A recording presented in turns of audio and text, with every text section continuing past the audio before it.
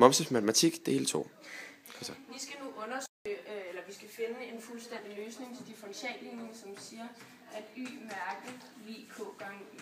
Her kigger vi på funktionen, som siger, at f af x lig c gange e minus kx. Her antager vi, at funktionen for f er løsningens differentialligning. Herudfra definerer vi så en funktion, der hedder hx, og det gør vi bare for at få det hele til at hænge sammen, som siger, at f af x gange e minus kx. Og den her, så differentierer vi så funktionen for h.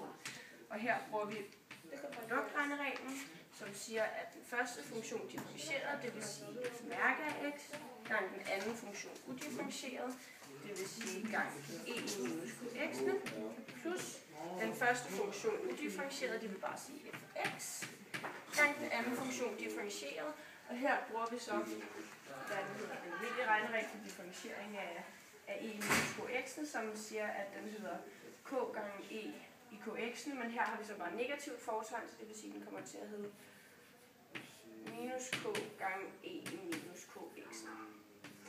Og her husker vi så vores antagelse, hvor vi ved, at vores f mærke af x, det er den, vi har heroppe, er lig k gange f af x. Det indsætter vi så i vores funktion for differentieret h. Det vil sige, at vi kommer ud med, at h mærke af x lig k gange f af x gange e minus kx plus f af x gange minus k gange e minus kx. Det her udtryk skal vi så reducere, og det gør vi ved at sætte minuset uden for parentes, eller minuset uden for hele ledet, vi bruger her.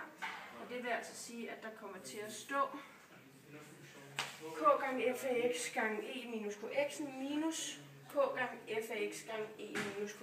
Det vil sige, at det er det samme. Og her kommer vi så frem til, at h mærke af x lig 0. Det vil altså sige, at vi har med en konstant funktion at gøre. Hvorfor er det, vi har med en konstant funktion at gøre? Fordi at h mærke af x lig 0. Så det vil sige, at funktionen er konstant. Hvad for en funktion? Den definerede funktion, vi lavede. Okay. Ja.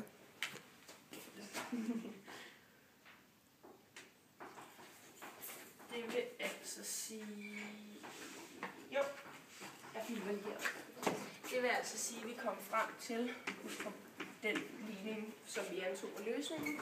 Der vil det altså være, at f af x lig c gange e minus kx er lig 0. Nej. Det var den helt galt.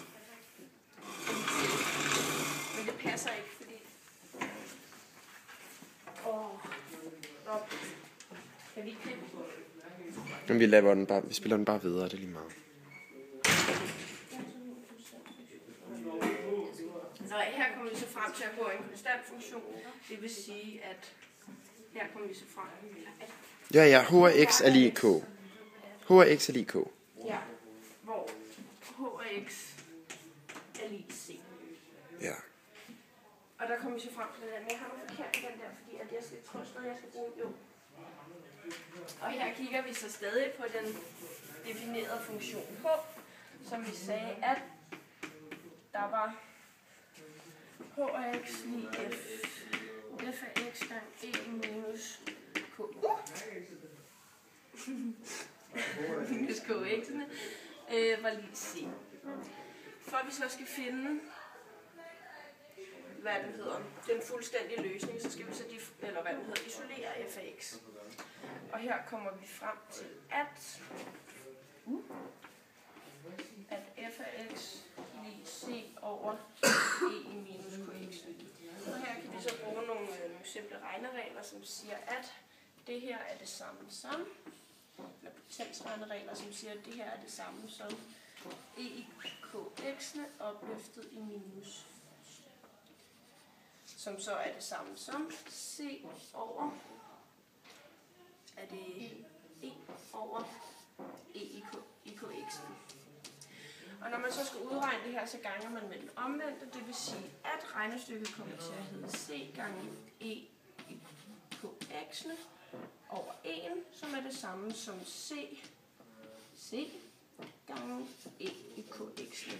Og det vil så sige, at vi er nu kommet frem til et bevis, som siger, at